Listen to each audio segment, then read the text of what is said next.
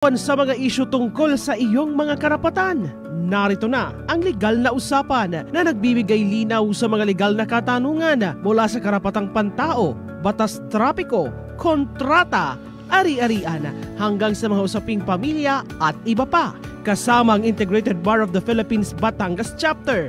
Pag-uusapan natin yan sa paraang simple, malinaw at madaling maintindihan. Legal na usapan.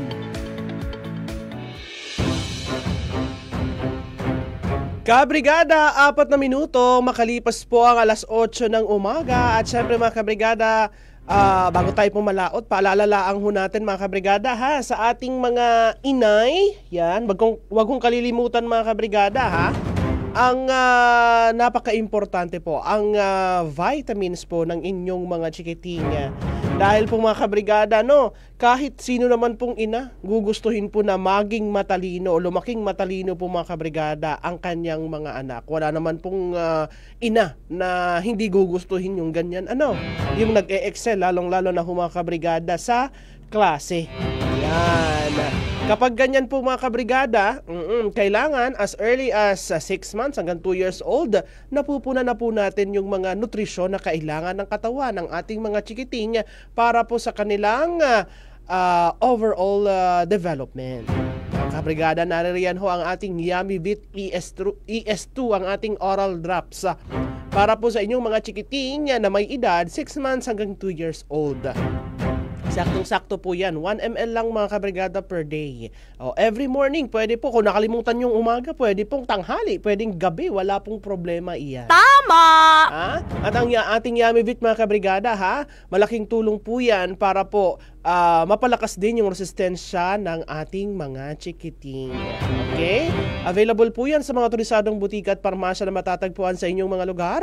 Diyan ho yan mga kabrigada sa Mercury Drug Stores, sa South Star Drugs, sa The Generica, sa The Generics Pharmacy, sa Carl Andre Drug Store, at sa mga lokal na butika na naririyan ho sa inyong mga lugar, pati na din po mga kabrigada online sa pamamagitan po yan ng Shopee, Lazada, at sa Brigada app natin. Nandiyan po kasi mga kabrigada ang ating Brigada Shop. Ay! Type ko yan. Plus, kung gusto nyong mapakinggan mga kabrigada ang mga programa, hindi lang po sa Brigada News FM Batangas, kundi sa lahat ng mga estasyon mga kabrigada ng Brigada sa buong Pilipinas, naririyan din ho yan mga kabrigada sa ating Brigada app. Ay! Type ko yan. Okay. Sige mga kabrigada, dire-diretso tayo mga kabrigada sa ating mga tatalakayin. Makakasama natin ngayong umaga mula ho sa Integrated Bar of the Philippines Batangas Chapter mga kabrigada, si Attorney Glenn P. Mendoza. Good morning, Attorney Glenn. Good morning po. At si Attorney Shandal Ruth Adel Marinduque. Good morning, Attorney. Good morning po.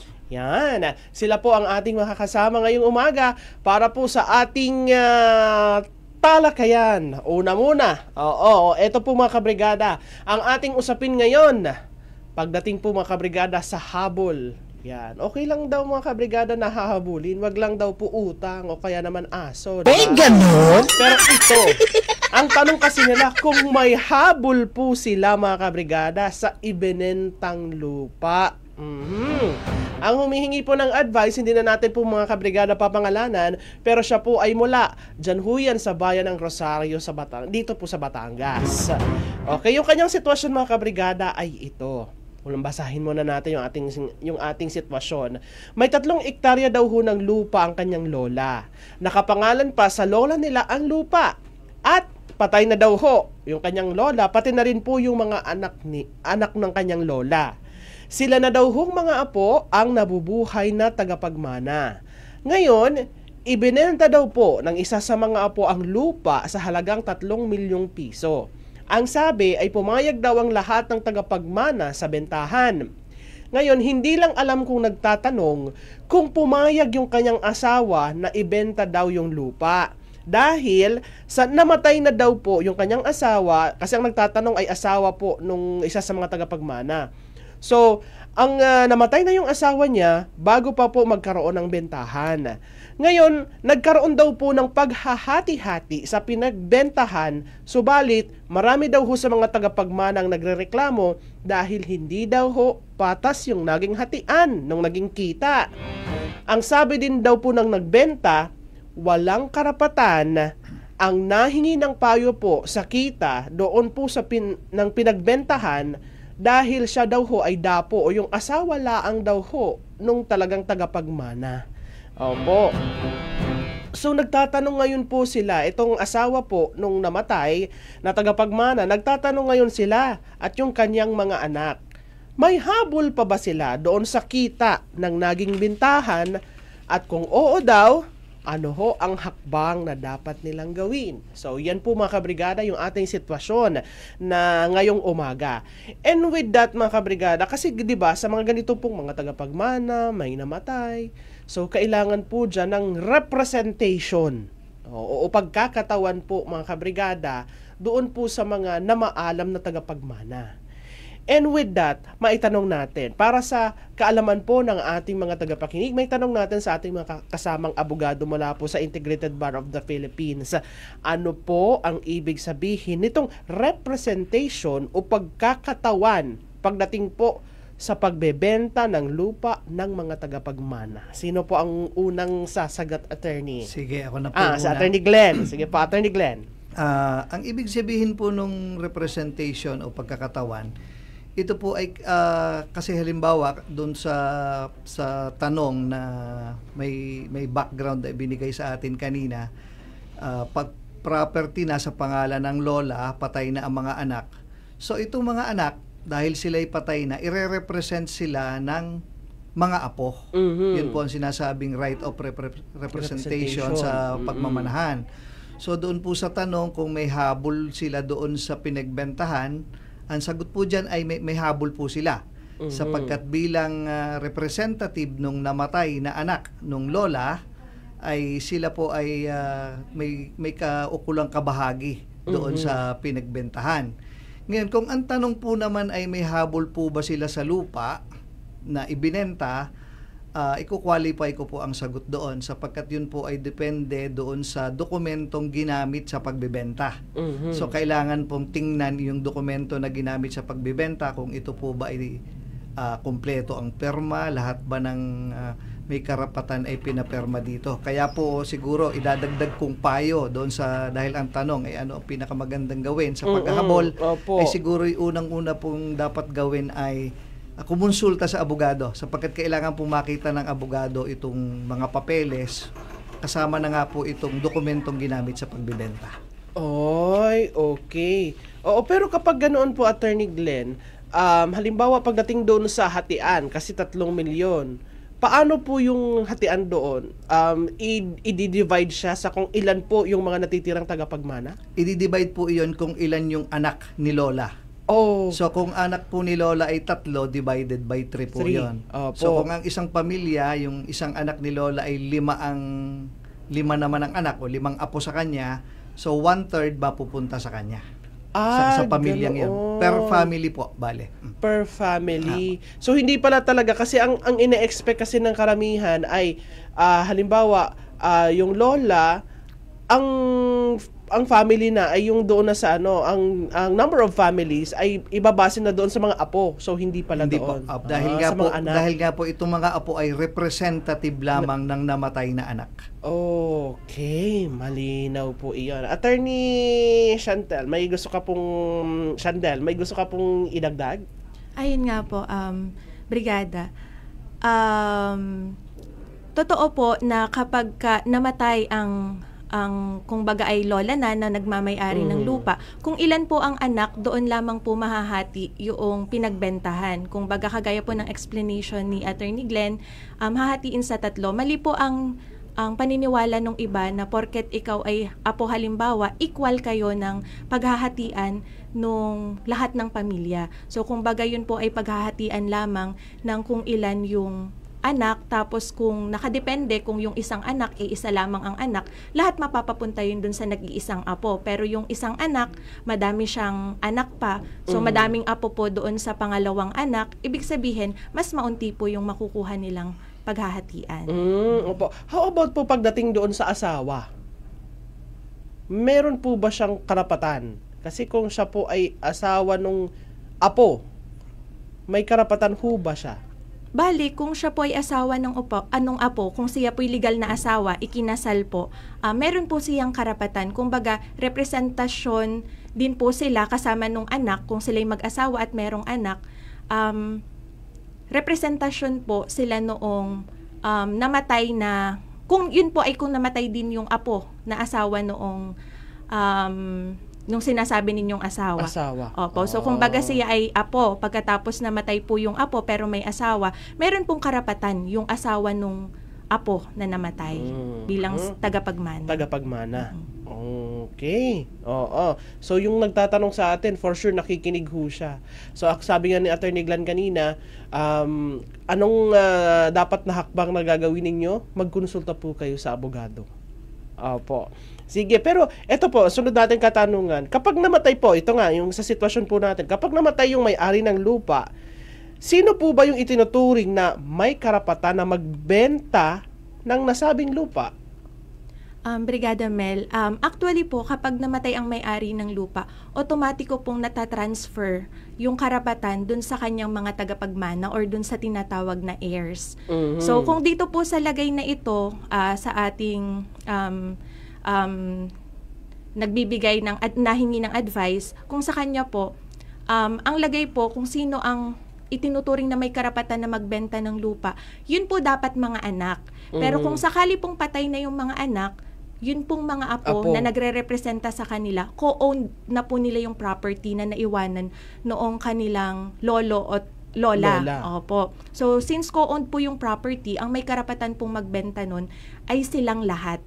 Kumbaga, bago maibenta yung lupa, kailangan po na aprobado or payag yung lahat ng mga natitirang tagapagmana. Oo. Paano po kung halimbawa doon sa sitwasyon natin, yung isa po ay namatay bago pa magkaroon ng desisyon na magkaroon ng bentahan ng lupa? Paano po ang magiging... Bale, ang magdidesisyon po doon sa kagaya nitong sitwasyon natin is yung asawa at yung kanyang mga anak pa. Bilang, di pa po siya ay apo na at siya ay asawa nung apo na namatay na. Ibig sabihin, may karapatan po siya sa pagde-decide regarding doon sa magiging bentahan dapat nung lupa. So since dito po sa atin, di ba po siya ay nangyari ay nabenta daw po ang lupa ay pagkamatay na noong apo. Kaya lang po kagaya ng sabi ni Attorney Glenn, titingnan po natin yung dokumento kasi baka po nag-iwan ng special power of attorney yung namatay na apo bago siya namatay, kaya kumbaga pwedeng legal din yung pagkakabenta kung sakali. So nakadepende po siya doon sa dokumento.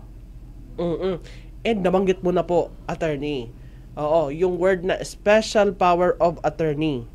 Ano po dapat ba yung content ng isang special power of attorney para po yan ay maging valid sa mga ganyan pong transaction? Sino pa mana? Attorney Glenn? Sige pa. Ang special power of attorney po ay isang legal na dokumento na nagbibigay ng authority o kapangyarihan sa isang tao na gawin yung dapat sana ay ang gagawa personal ay yung nagbibigay ng special power of attorney. Para lang po itong authorization, kumbaga.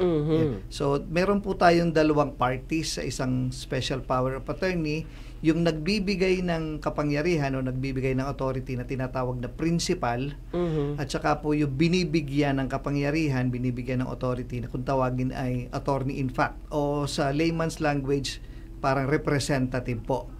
So, ano ang dapat lamanin ng special power of attorney? Inilalagay po sa special power of attorney ang kapangyarihan na ibinibigay. So, kailangan maging malinaw ito, ano ang ibinibigay na, ano yung dinedelegate na kapangyarihan doon sa attorney in fact. Yun po ang importanteng laman ng special power of attorney.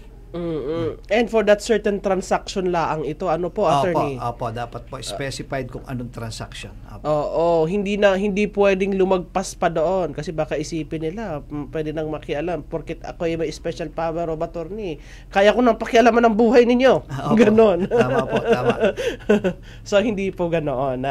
So, anyway, yan po mga kabrigada ha, yung special power of attorney. At yung ating ibibitin na katanungan, para kina Attorney Glenn, Attorney Shandel, ano po yung pinagkaiba ng Special Power of Attorney or SPA doon po sa General Power of Attorney naman? Kasi may tinatawag po tayong ganoon na General Power of Attorney. So, kailangan nating i-differentiate muna yung mga iyon. Pero bago ang lahat ng kabrigada, magpapaalala muna ako sa inyo na sa ganitong mga pagkakataon mga kabrigada, yung usapin po talaga kasi pagdating sa lupa, yung property na yan mga kabrigada ay napakalaki po mga kabrigadang issue sa bawat pamilya. Sana naman po mga kabrigada huwag nating hahayaan na yung ganyang mga isyong yan mga kabrigada sa loob ng ating pamilya ay maging mitya ng pagkasira ng relasyon ng bawat isa. Okay? Tama! Isang paalala po yan mula ho sa ating Power Cells Herbal Capsule. Tuldo ka ng sakit dahil ikaw ang sandigan. Kabrigada, nagbabalik tayo sa ating programa alas 8:23 na ng umaga at ang oras na yan ay atid po sa atin mga kabrigada ng ating Yummy Vit ES3 naman, yung ating Yummy Vit Syrup. Nako, kapag kulang po mga kabrigada ang nutrisyon ng isang bata, kadalasan po mga kabrigada, humihina yung kanilang immune system. At kapag humina po ang immune system, nakikita natin yan. Kapag lumamig ang panahon, madali po silang sipunin, madaling lagnatin mga kabrigada, o kaya may nakahalubilo lang sa school o may nakalaro mga kabrigada na may sakit, nahahawaan po agad sila. Napakahirap po niyan mga kabrigada sa ganyan pong sitwasyon ng ating mga chikiting. Dahil ibig sabihin, malilimitahan yung kanilang pakikipagkapwa bata, pakikipagmingle mga kabrigada, pakikipaglaro, at malilesen mga kabrigada yung fun o yung enjoyment mga kabrigada na dapat sana ay nararanasan nila bilang isang bata. Yan. Kaya naman mga kabrigada huwag kalilimutan silang painumin ng ating Yummy Vit Syrup. Yan. Para naman po yan sa mga batang may edad 3 years old hanggang 12 years old mga kabrigada. Ang ating Yummy Vit Syrup mga kabrigada ay meron huyang lysine na nakasusuporta po mga kabrigada sa kanilang immune system upang sila po ay maging aktibo, masigla at laging handa lalong-lalo na mga kabrigada sa school at sa paglaro. Yummy Vit mga kabrigada, simulang tuparin ng mga pangarap ng inyong anak and stunting now. Available po yan mga kabrigada sa mga otorisadong butika at parmasya na matatagpuan sa inyong mga lugar. Diyan ho yan sa Carl Andre Drugstore, sa South Star Drug, sa Mercury Drugstore, sa The Generics Pharmacy, Generica mga kabrigada at sa mga local pharmacy dyan ho yan sa inyong mga lugar. Ay, type ko yan. Diretso tayo mga kabrigada sa ating usapin ngayong umaga. Yung ating ibinitan mga kabrigadang katanungan, ano po ang pagkakaiba ng Special Power of Attorney sa General Power of Attorney? Sino po maunang Salamat po Apo. ulit, Brigada Mel. Ano po? Opo, sige. Ang Special Power of Attorney po ay kinakailangan doon sa tinatawag sa batas na Acts of Ownership. Ano po? Katulad ng halimbawa sa pagbebenta. Ano po? Ang General Power of Attorney naman po, ito ay doon sa mga kung tawagin ni Acts of Administration. Yung halimbawa, ang pamamahala ng pagmamanage ng isang property lamang. Pero hindi po sasaklawin ng General Power of Attorney yung mga ang makakagawa lamang ay yung may-ari. Katulad nga po ng nabanggit ko, kung ito ay ibebenta. Ang kailangan po natin ay Special Power of Attorney. So, dyan po kadalasan ginagamit ang SPA Opo. sa pagbebenta ng lupa. Opo, Brigada Mel. Opo. Oh, okay. Pero ayon po sa batas, ano po yung mga kailangan para po maging valid yung tinatawag ko nating Special Power of Attorney? Ang requirement po sa batas ay sabi ko nga kanina, meron dalawang parties sa Special Power of Attorney, yung principal na nagbibigay ng authority at saka yung attorney in fact na binibigyan ng kapangyarihan. So syempre po ang lagda nila ang kailangan sa Special Power of Attorney. Lalong-lalo na po yung lagda ng principal. Kasi po siya po ang nagbibigay. Meron pong unilateral Special Power of Attorney na tinatawag na ang nakapirma lamang ay yung principal. So ayun po ay valid na rin. At syempre po kailangan din po na ito ay notaryado para po ito tanggapin sa mga opisina ng gobyerno. Okay. Oo. Paano po kung hindi na po able? Halimbawa, hindi able na pumirma yung principal. Paano po ang maaaring mangyari na? hindi po able na pumirma na yung principal, pwede naman po yung mga thumb mark. Kung hindi po talaga kaya ng pagperma ng nagbibigay ng authority or nung tinatawag nating principal, pinapayagan po natin yung pagdidiit lamang ng thumb or yung thumb mark para po ito ay maging possible. Okay. So, halimbawa, pwede po bang gumawa ng SPA? Oo, kahit sabihin na natin na physically wala dito sa ating bansa, sa Pilipinas, yung principal o yung tao pong nagbibigay ng kapangyarihan o nag-authorize doon sa ano. Yes po, Brigada Mel. Kahit po nasa ibang bansa ang isang tao or ang isang individual, maaari pa rin po siyang magpagawa ng special power of attorney. Ang kinaibahan lamang po ay hindi po siya dito sa Pilipinas maggagawa noong tinatawag nating SPA. Ito po ay magiging balido lamang kung siya po ay gagawin doon sa consulate o kaya ay sa ibang bansa doon.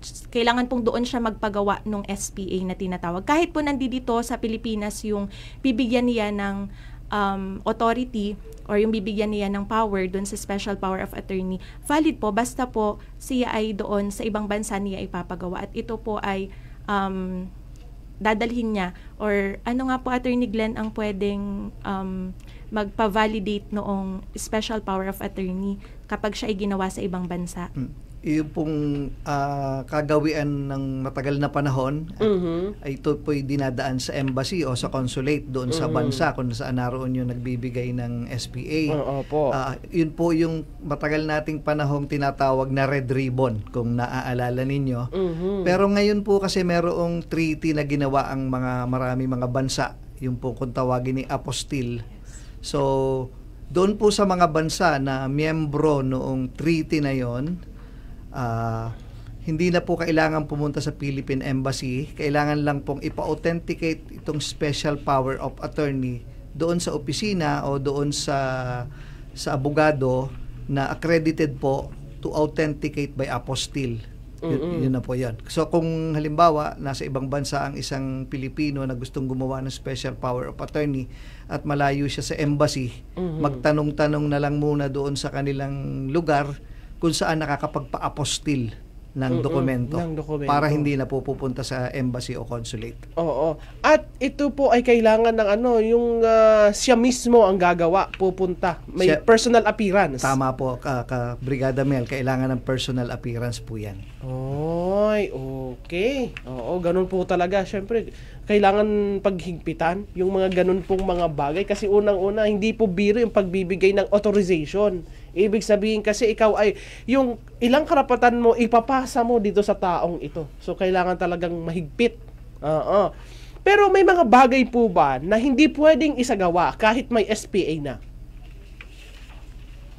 Meron po. Ito po yung mga tinatawag natin na yung talagang personal acts, yung hindi po siya pwede maging subject matter ng power of attorney. Siguro po ang isang pinakamalinaw na mabibigay nating halimbawa dito, halimbawa po ay sa eleksyon. Hindi po pwedeng ang isang tao ay magbibigay ng power of attorney, ikaw na ang bumoto sa akin. Yan lang. Di ba? Mga ganyan pong bagay. Yung mga personal acts or political acts, hindi po yan pwedeng i-delegate. Oy, sige. At halimbawa po sa pagbebenta ng lupa, ano po yung kailangang specific na nakasulat sa SPA para po iyan po ay tanggapin bilang isang legal authority? Brigada Mel, if ito po ay gagamitin sa pagbebenta ng lupa, syempre po kailangan laman ng special power of attorney. Alin bang lupa yung saklaw ng special power of attorney? Kasi halimbawa marami kang pagmamay-aring lupa. Alin ba dun sa mga lupa na yon yung pinapayagan mong dito sa lagay natin ay ibenta nung taong binibigyan mo ng special power of attorney? So nakalagay po doon kung siya ay tax declaration o kaya certificate of title. So nakalagay po specifically. Kasi kapag hindi po nakalagay doon, hindi po alam ng mga authority or ng government natin alin ba yung sinasabing part or saklaw nitong special power of attorney na ibinigay doon sa attorney in fact or doon sa binigyan ng authority. So nakalagay po doon kung gaano kalaki yung lupa. Tapos, syempre, nakalagay doon kung alin ang mga acts na pwedeng gawin noong attorney in fact or nung binigyan ng authority. Halimbawa, ay may karapatan ba siyang tumanggap ng bayad? Siya lang ba yung magbebenta ng lupa pero ang pagtanggap ng bayad ay hindi sa kanya ibibigay, o kaya ay ang pag-aasikaso mismo noong pagtatransfer ng lupa, kasama ba ito doon sa special power of attorney? Kailangan pong nakalagay doon ano ba yung mga offices na maaaring puntahan para ayusin itong paglilipat or pagtatransfer ng lupa. Halimbawa po ay BIR, Bureau of Internal Revenue, para sa pagbabayad ng mga capital gains tax at saka documentary stamp tax. Pagkatapos, kung siya po ay agricultural lot, dadaan din po siya sa Department of Agrarian Reform. So nakalagay din po doon na may karapatan siya na makipag-transact doon sa mga government offices kagaya ng BIR, DAR, Municipal Assessor, Provincial Assessor, at saka Registry of Deeds. Pwede ba yun na sa paglalagay pa lang niya ng mga kung anong content ng SPA ay kumbaga meron ng abogadong namamagitan doon sa principal at doon sa ino-authorize niya? Yes po, Brigada Mel. Actually, mas maganda po kapag talagang kaharap ang abogado para alam po natin kung ano po yung authority na kailangan regarding dun sa magiging transaction nila. Halimbawa nga po ay doon sa bentahan. So karaniwan po na kapag magpapagawa ng special power of attorney, pupunta lang po sa notaryo publiko, tapos sasabihin, ipapakita po ang dokumento, sasabihin lahat ng authority or lahat ng karapatan na ibinibigay niya doon sa kanyang attorney in fact or doon sa binibigyan niya ng authority. Tapos ang notaryo publiko na po ang bahalang gumawa noong saklaw noong transaction na iyon, na kung alin yung malinaw na kailangan doon sa transaction. Oy, okay. And how about po, parang gusto ko lang out of ano lang po na sumagi lang sa isip ko. Pagdating po doon sa ino-authorize, kailangan po bang bayarin yung ino-authorize ng isang principal? Ay, hindi naman po. Hindi po technically kailangang bayaran yung binibigyan ng power or ng authority. So, kaya lang po kung baga, syempre kapag nagbigay ka ng authority sa isang tao, siya yung maglalakad-lakad, mamamasahe, or peperma-perma yung mga transaction na gagawin.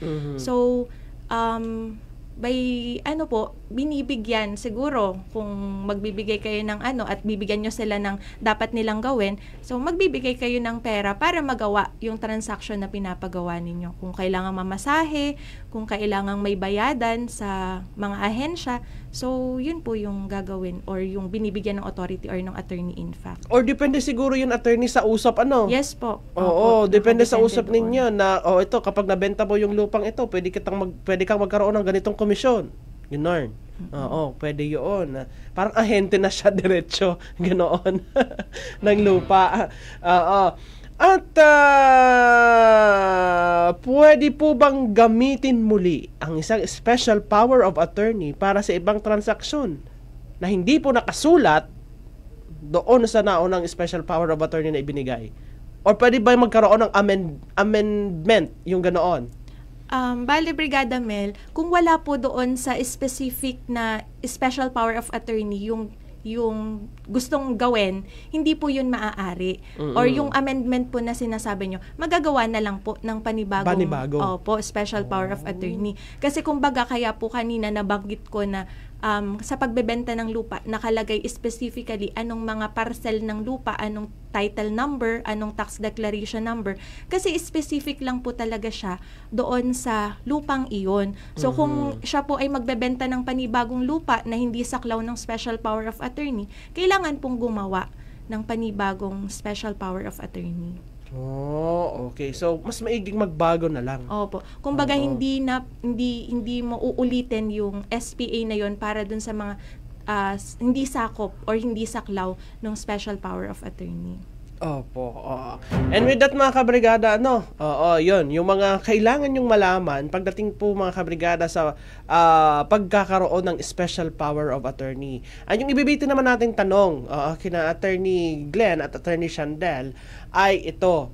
Sa inyo pong naging experience bilang mga abogada, ano po yung kadalasan na nagiging problema nakikita ninyo kapag po nagkakaroon ng paggawa ng special power of attorney? para maiwasan na din po ng ating mga tagapakinig kung sila naman po ay magpagawa ng special power of attorney, at least aware sila na ito pala ay hindi pwede. Apo. Sige po mga kabrigada ha. At sa ngayon muna, kakaunti muna tayo mga kabrigadang break. Pero bago ang lahat mga kabrigada, gusto ko lamang po munang ipaabot sa inyo na anak ko mga kabrigada nitong mga nakaraan. Grabe yung mga issue, mga balita, laman ng balita, korupsyon, pagdating po mga kabrigada, mga sakuna, sunod-sunod. Yan ha. Pero ito mga kabrigada, gaano man po kahirap yung ating panahon sa ngayon. Sa darating po mga kabrigada na October 18, nako, sana po ay sabay-sabay natin po mga kabrigadang mapakinggan.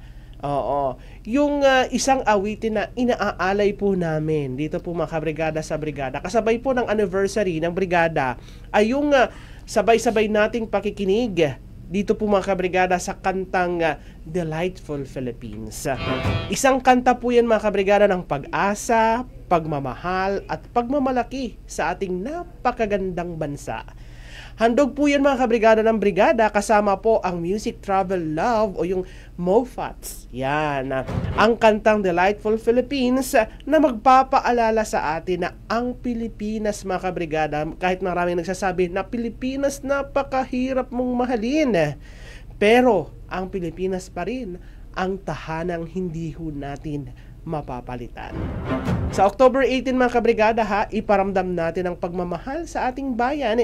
Ibahagi po natin mga kabrigada ang awit at ipagmalaki ang ganda. And this is the Delightful Philippines mga kabrigada. At syempre mga kabrigada, ang Delightful Philippines mga kabrigada ay suportado po ng ating Power Cells Herbal Capsule. Tulo ka ng sakit dahil ikaw ang sandigan. Kabrigada, alas 8:40, napakadali ng oras. Patapos na naman agad. Ay, ganun? Sir at mama.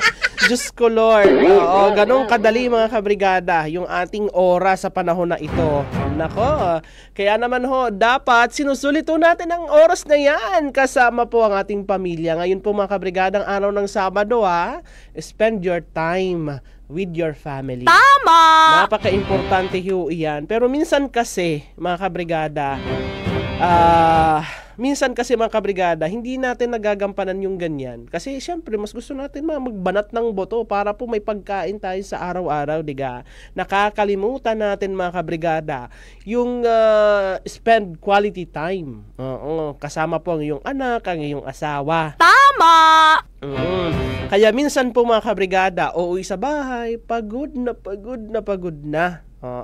Sa ganyan mga kabrigada, lalong-lalo na sa buhay mag-asawa, kailangan po may time pa rin kayo kasama po ang iyong misis o kaya naman po ang iyong mister, Tama! Hindi po dapat hinahayaan na napapapunta na lang po sa pagod ang lahat ng inyong energy. Yan. Dapat po mga kabrigada, kayo po ay naka-Drive Max Capsule. Bakit, Brigada Mel? Dahil po yan po mga kabrigada ay may ginseng na natural energy booster mga kabrigada ang ating Drive Max. Kaya kahit mga kabrigada pagod sa trabaho, may time pa rin kayo para po sa bonding ng inyong pamilya at sa lambingan. Kasama po ang inyong misis. Tama! Yan. Drive Max Plus Herbal Capsule. Tumatagal. Tama! Yan. Available po yan sa mga otorisadong butika at parmasya na matatagpuan sa inyong mga lugar. Zanhuyan mga kabrigada sa Carl Andre Drugstore, sa The Generics Pharmacy, Generica mga kabrigada, sa Mercury Drug at sa South Star Drug. Tama! Diretso na tayo mga kabrigada. Yung acting tanong kanina, base po sa experience ninyo bilang mga abogado, ano ho yung mga kadalasan na nakikita ninyong nagiging problema doon po sa mga SPA? Sige po. Attorney Glenn? Salamat, Brigada Mel. Alam ninyo, ang kadalasan nagiging problema sa special power of attorney ay yung pagpipeke ng pirma. Ayun. Halimbawa, may mga nangyayari na patay na. ay ginawa ng power of attorney, ginaya ang perma o Biglang kaya binubuhay o kaya attorney.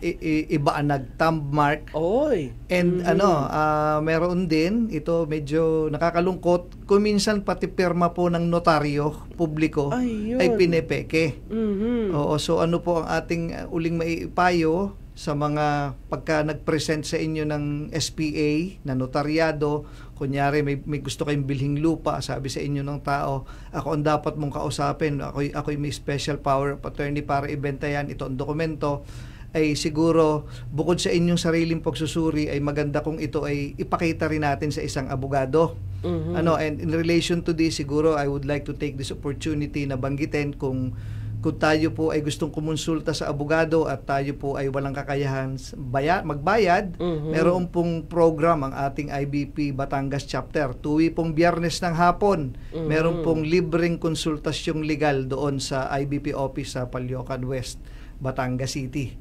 Kasi makikita po ng abogado yan, pag pinakita nyo ang SPA sa abogado, ay di maaari po siyang may makita doon mga bagay na kaduda-duda. Ang isa pong pwedeng makita ng abogado doon ay bakit itong nagnotaryong ito hindi ko kakilala. Oh, yun yun.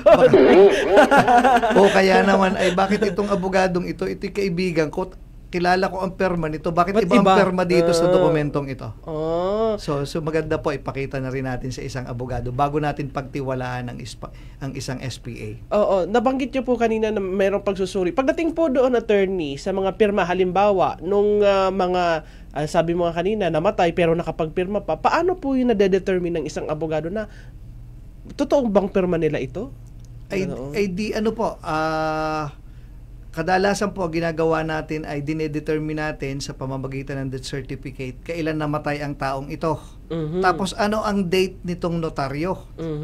So halimbawa po ay namatay ng year 2021 tapos ang notaryo ay year 2023, ay ibig sabihin may problema yung pagkakapirma doon sa dokumento kasi nung yung date na nag-a-appear doon sa dokumento, patay na yung taong nagbibigay ng authority. Oo, may discrepancy na. Apo.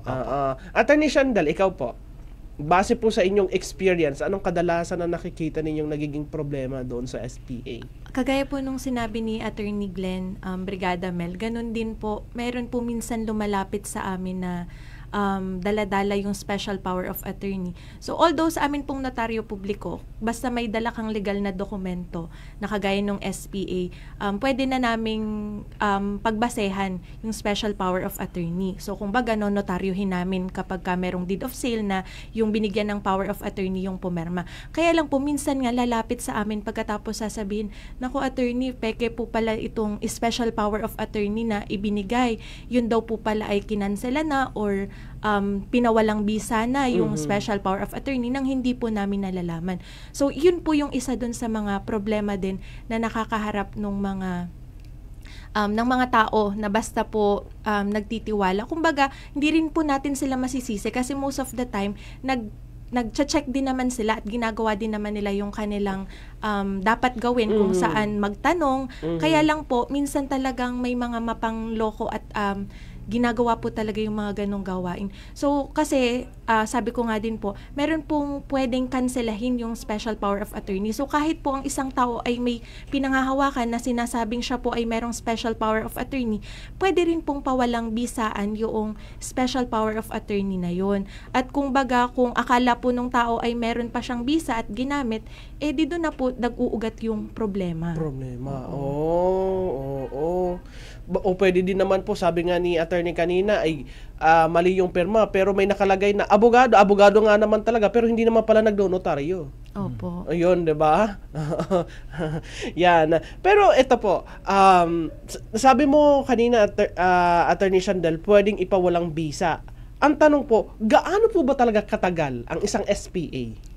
Actually, Brigada Mel, ang isa pong SPA ay merong power or meron siyang bisa hanggat hindi pa po kumbaga nagagawa or naiisagawa kung ano yung authority na ibinibigay doon sa SPA.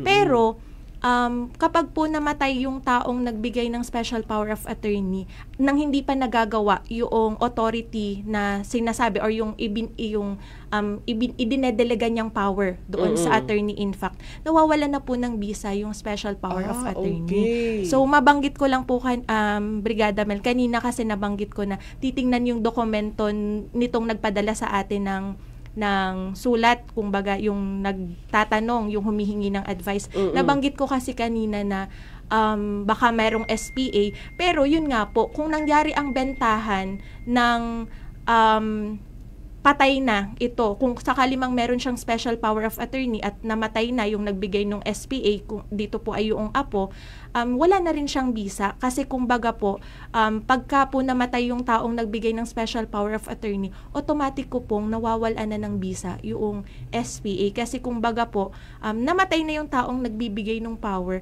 nawala na po yung authority na ibinibigay niya. Oh, how about po kasi dito, madami naman silang apo eh. So, isa lang yung namatay. So, kung may isang dinelegate na, ikaw ang magbenta, so, kahit may isang patay, mawawalan ng bisa po ba yun, attorney?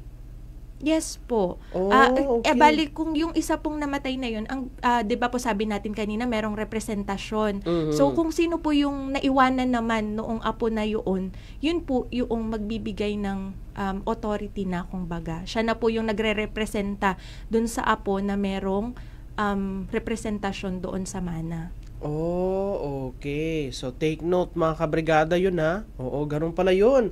Kapag may namatay, ay mawalang bisa na uli yung special power of attorney at ulit-uli tayo. Oo, ganoon pala yun. Pero paano po kung ang may nangyari doon sa attorney, in fact, na itinalaga? So, na hindi pa po nagagamit yung SPA, paano po iyon? So, maghahanap na lang ulit yung principal ng bagong itatalaga niya na yes po, Brigada representative. Mel. Opo. So okay. kung namatay po ang ating attorney in fact, kung nawala, hindi na magagawa ng attorney in fact yung authority na ibinibigay sa kanya, ay kailangan pong magtalaga ng panibago. Kaya lang po, Brigada Mel, meron din po tayong tinatawag na pagbibigay ng authority sa hindi lamang iisang attorney in fact. Pwede po na ilan ang attorney in fact na itatalaga natin or yung bibigyan natin ng authority. So, para po sigurado, halimbawa kung baga ay pinagkakatiwalaan mo ang iyong kapatid, ang iyong ina, o kaya ang iyong kaibigan, pwede pong silang tatlo ay bigyan mo ng authority or yung tatlong sinabi ko, pwede pong maging attorney in fact kung sakali man. Oy, okay. Pwede pala yun. Akala ko kailangan isa lang. Hindi naman po. Pwede pong kahit kung nagtitiwala ka sa maraming tao or kung baga yung sabi ko nga may piling mga individual na gusto mong bigyan ng authority, maaari po iyon. Oh, okay. So, with that kanina na napag-usapan natin is pagdating po doon sa mga panloloko, pag-aabuso sa paggamit po ng SPA, bilang isang abogado, ano po yung advice ninyo para po maiwasan yung ganito pong mga senaryo, mga sitwasyon, yung panloloko at pang-aabuso sa SPA? Attorney Glenn. Opo. Alam nyo ang karimitang nagiging problema dyan yung paghahangad ba na i-shortcut ang isang transaksyon. So halimbawa ay yun nga, isang halimbawa na dyan yung patay na gagawa na lang ng SPA kunyari buhay. Sa mga pagbibenta naman ng mga manang lupa, halimbawa ay 5 ang anak, pero may nasa abroad, may patay na, sasabihin 3 lang ang anak. Hindi babaliwalain na yung nasa abroad, babaliwalain na yung namatay kahit may anak itong namatay, di ba? So siguro alam nyo, meron sa batas na tinatawag na presumption of regularity kapag ang isang dokumento ay notaryado. Kapag ang isang SPA ay notaryado, generally yan itinatanggap natin as valid. So para maiwasan po talaga ang panluloko, ang magagawa natin talaga, i-verify natin yung special power of attorney na iyon. Siguro isang magagawa mo, puntahan mo yung opisina ng nagnotaryo, itingnan mo kung talaga bang ito'y dito na notaryo, may perma ba sa libro ng notaryo publiko itong principal na nagbigay ng authority. Yung mga ganyan pong bagay na verifications na pwedeng gawin ng isang tao na may transaksyon na gumagamit ng special power of attorney. So, ibig sabihin, ito lang ha, para lang po, Attorney Glenn, sa kaalaman ng ating mga tagapakinig, hindi ibig sabihin na nagpanotaryo kayo, kayo lang yung may kopya ng ninotaryo. Opo. Siyempre, may kopya din po niyan ang abogadong nagnotaryo. At bukod po doon ay nagsasubmit din po ng kopya kami sa opisina ng executive judge do sa Office of the Clerk of Court. O yun. Opo. So talagang kung para malaman kung yan po ba talaga ay legal na notaryado ng isa talagang abogado na authorized magnotaryo, Opo. malalaman at malalaman. Pag wala doon, ibig sabihin pineke ninyo. Opo. Yun po bang mga ganong dokumento ay pwedeng i-access ng public, yung ganoon pong document, attorney? Opo, kasi pagka notarize ang isang document, ito ay from private document nagiging public document. So may access po, pwedeng i-verify ng publiko sa opisina ng notaryo publiko o doon sa Office of the Clerk of Court po. Opo, yun, malinaw po iyan. Pero ito muna mga kabrigada, paalala po namin, access mga kabrigada, word na access. Pagdating po sa pangangalaga ng kalusugan, kailangan po lahat tayo may access. May access po mga kabrigada sa makapagbibigay ng maganda pong resulta pagdating po mga kabrigada sa ating pangangatawan. At dyan po mga kabrigada, abot na abot kamay nyo lamang po ang ating Power Cells Herbal Capsule dahil nasa mga butika po yan na malapit po sa inyong mga lugar. Yan. Kaya naman po mga kabrigada, kapag medyo duda ka sa iyong pangangatawan mga kabrigada, gusto mo lamang protektahan lalo ang inyong kalusugan, nandiyan dyan ang ating Power Cells mga kabrigada. Yan po ay purong herbal, 100% natural. 4 na sangkap lamang yan. Bawang, cayenne pepper, mustard seed, at cinnamon bark mga kabrigada. Inilagay sa iisang kapsula. Tama! Power Cells Herbal Capsule, tuldo ka ng sakit dahil ikaw ang sandigan. Kabrigada, huling yugto ng ating legal na usapan segment ng kabrigada kasama ang mga abogado mula ho sa Integrated Bar of the Philippines. Kasama natin ngayon si Attorney Glenn at si Attorney Shandel. Yan, ating pinag-uusapan mga kabrigada ay about sa special power of attorney. And mga kabrigada, with that, dire-diretso na tayo dahil may mga katanungan pang nakatenga tayo. Maitanong ko lang din po mga ma'am and sir. Pagdating po sa, kasi uso yung sabi nyo nga po kanina, base po sa experience ninyo ay yung mga panloloko gamit po yung SPA.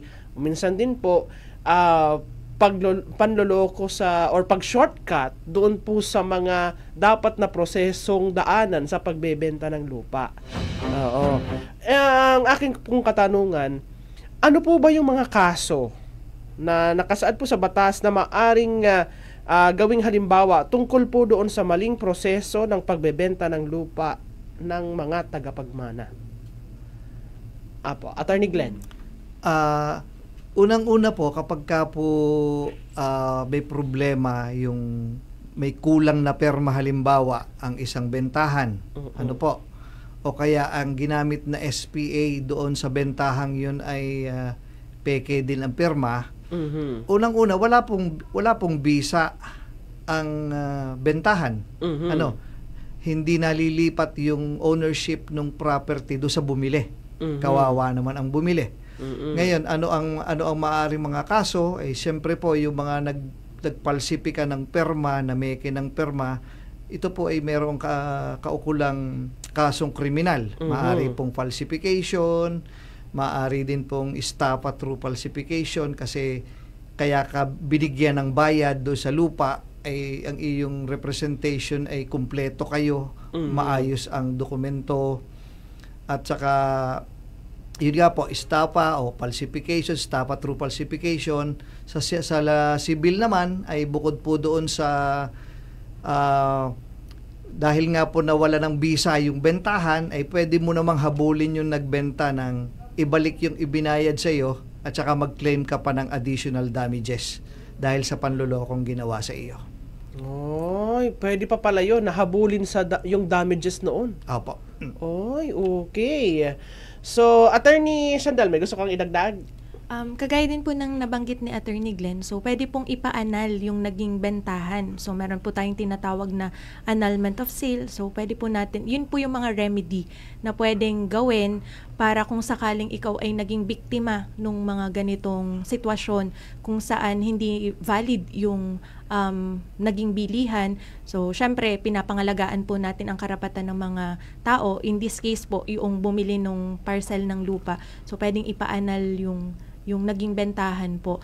At kumbaga maibalik kung ano yung naibayad na. So, kailangan po itong patunayan. Pero para po din sa mas maayos na remedy, bago po gumawa ng kahit na anong transaksyon, kumonsulta po sa abogado.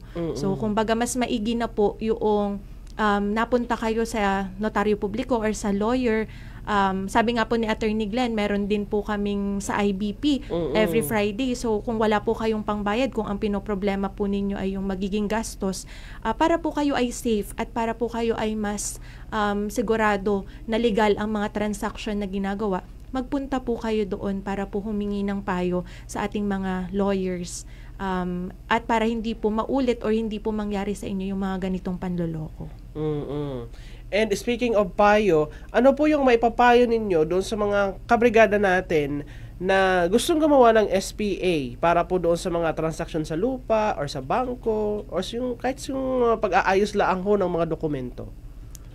Siguro to po, Brigada Mel, ang unang-una ko pong maipapayo ay huwag po kayong magbibigay ng power or ng authority sa taong hindi ninyo masyadong kakilala or ibibigay nyo lamang ito sa mga taong pinagkakatiwalaan ninyo. So, kumbaga, kapag po nagbigay kayo ng special power of attorney, siguraduhin po ninyo na yung magiging attorney in fact ay siguradong hindi kayo lolokohin, hindi gagawa ng masama. Kasi nangyayari po ito, pwedeng initially, okay kausap si attorney in fact, may karapatan siya halimbawang tumanggap ng pera. Ang nagiging problema po, kapag itong agent or yung binigyan ng attorney in fact na ito ay hindi isinulit or hindi ibinigay doon sa mismong principal or doon sa may-ari ng lupa. So ito po yung kadalasan nga na nangyayari. So ang payo ko po ay maging mapanuri, magbigay lamang ng authority doon sa mga tao na talagang pinagkakatiwalaan at limitahan po ang authority na ibibigay doon lamang sa kinakailangan para doon sa transaksyon na gusto mong mangyari. Kumbaga, wag pong mag-overbigay ng power or ng authority para maiwasan ang lokohan. So kung halimbawa po, taga-perma na lang siya, taga-asikaso ng deed. Pero ang pagbabayad ng lupa halimbawa sa iyo, wag mong ibigay yung authority doon sa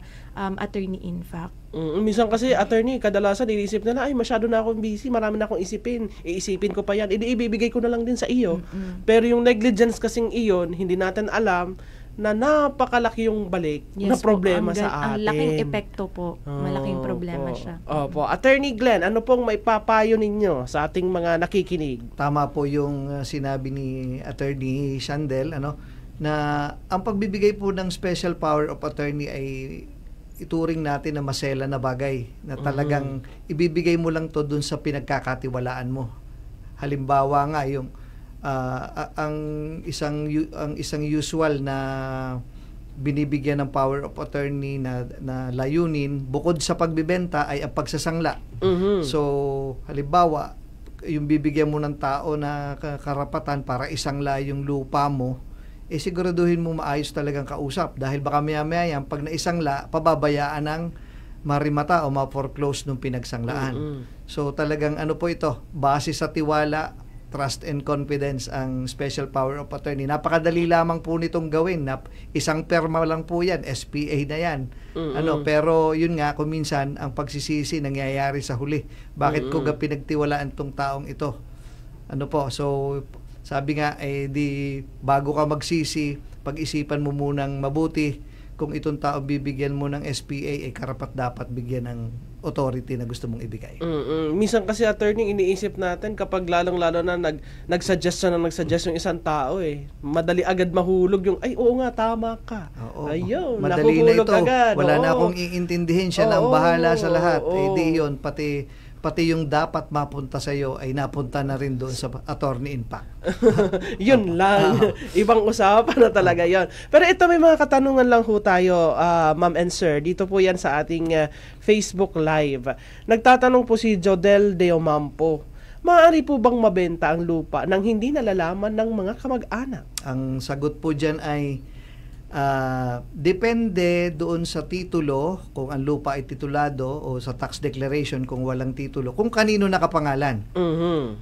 Basta ang importante dyan, lahat ng may interest doon sa lupa, lahat ng may-ari ng lupa ay dapat nakapirma doon sa pagbibenta. Ngayon, kung babalikan natin yung una nating kaninang sitwasyon na nasa pangalan pa ng lola, eh hindi po valid ang paglilipat o pagbibenta ng lupa kung hindi lahat ng tagapagmana ay nakapirma doon sa dokumento ng pagbibenta. Opo. So, kailangan nakapirma at kailangan po ay, yun nga, sabi ni attorney, na alam yung nila, lalong-lalo yung mga tagapagmana talaga. Kasi kung kamag-anak lang naman na hindi naman po tagapagmana ng lupa, hindi na kailangan. baka kasi mag-create ng problema. Pero kung tagapagmana, ibig sabihin po ni attorney ng interest ay yung talagang direct po na tagapagmana noong may-ari ng lupa, di pwede po. Oo. Sige. Marami daw silang natututunan sa ating topic ngayong umaga, mga ma'am and sir. Apo. Eto, may nagtanong, galing po kay 567 sa ating text line. Pwede po bang kasuhan ng abogado ang nagpeke ng mga pirma? Sino po ang kakasuhan? Oo, siguro yung yung nagpeke mismo. Opo. Kung baga po, pwede nilang ilapit. Opo, yun po yung binanggit po kanina ni Attorney Glenn na pwede nating sampahan ng mga falsification. Kasi kung baga, itong dokumentong ito, finalsify nila, kaya nila nagamit. So, kumbaga, dapat hindi ito legal pero nagkaroon ng falsification. So, yun po ang dapat nating patunayan na indeed, nagkaroon ng pagpapalsipa or falsification noong dokumento or nung perma. Kaya, talaga po na magkakaroon po ng, that's a criminal offense. So, pwede po nating sampahan ng kasong kriminal. Opo. Ito nagtatanong, galing naman po kay 914. Pwede ba ho yung ikaw na nag-aalaga ay sa iyo ibibigay ang kanyang titulo ng lupa? Kasi ako daw ang gusto niyang bigyan. Ito na uso to sa atin. Uso to sa mga Pilipino. Na dahil ikaw nag-alaga sa akin, ibibigay ko yung titulo ng lupa. Ibinigay lang, pwede ba? Accepted ba yun, ma'am and sir? Opo. Yung ganoon, na ibibigay lang yung titulo ng lupa. Sa'yo na ang lupa ko, itong titulo.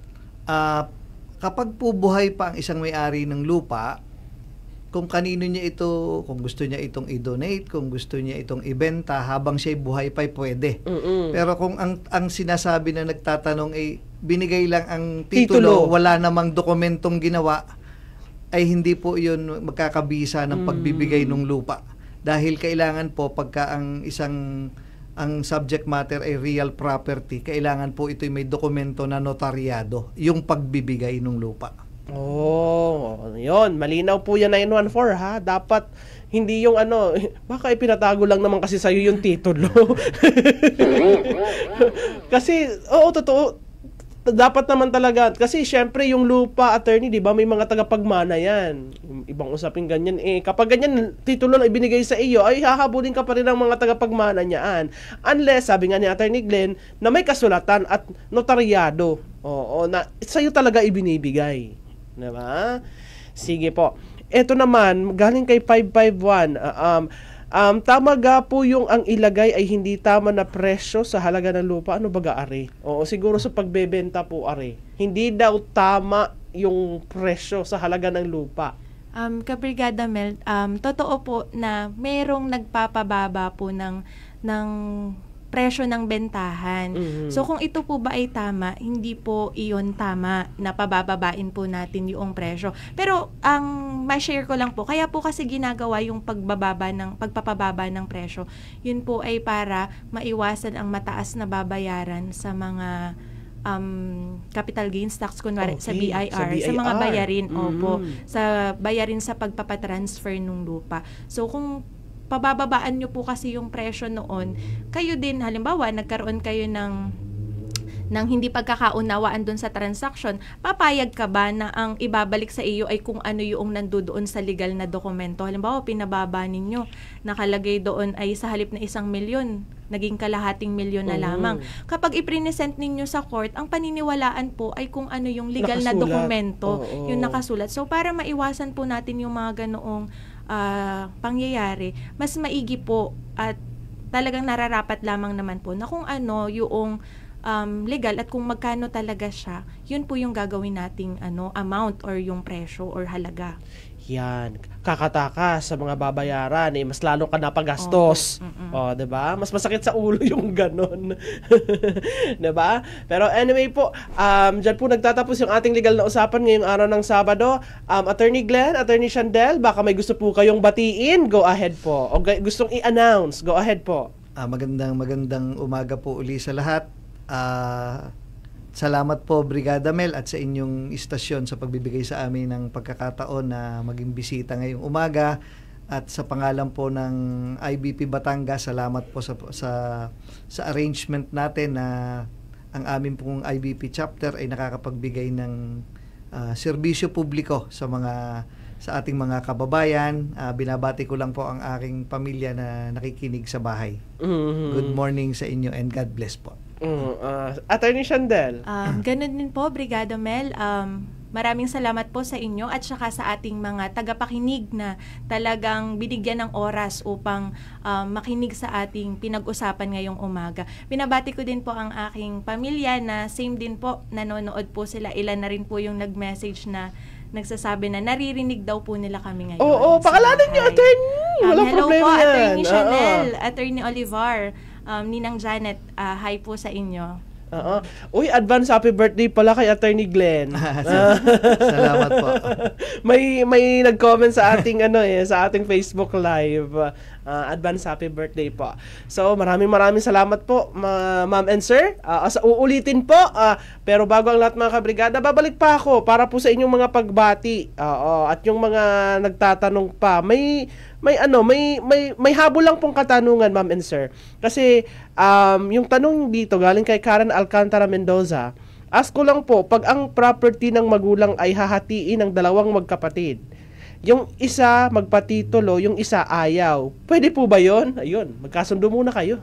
Attorney po, Attorney Glenn. Ito po siguro ang assumption natin dito ay patay na yung mga magulang, hahatiin ng dalawang magkapatid. Pagka po nagkakasundo yung magkapatid, madali lamang po, simple lamang. Yan po ay yung tinatawag nating extrajudicial settlement of estate. Pero pag hindi po sila nagkakasundo, dadalawa na nga, ayaw pang pumirma nung isa, ay di po idadaan pa sa husgado yung settlement ng estate ng kanilang magulang. Yun Mas madugo. Mas madugo, mas magastos, mas matagal po. Yan, sana po ay nasagot, Ma'am Karen, ang iyong katanungan. Pero anyway, maraming salamat po sa ating mga kasamang abogado ngayong umaga. Marami tayong natutunan pagdating po mga kabrigada sa usapin ng special power of attorney. At syempre, pagbebenta din po mga kabrigada ng lupa. Marami palang kailangan tayong sundin. Kaya naman po mga kabrigada, sa mga ganitong pagkakataon, dapat sabi nga natin, sumunod tayo sa kung ano ang proseso. Nang sa gayon po mga kabrigada ay hindi po bumalik sa atin ng mas maraming problema o mga anak ng problema ang simple lang mga kabrigada na hindi pagsunod sa kung ano ang dapat na proseso. At syempre, para maiwasan yung panloloko, maging vigilant tayo mga kabrigada sa mga binibigyan po natin ng authority, lalong-lalo na ibinabahagi natin sa kanila yung karapatan natin.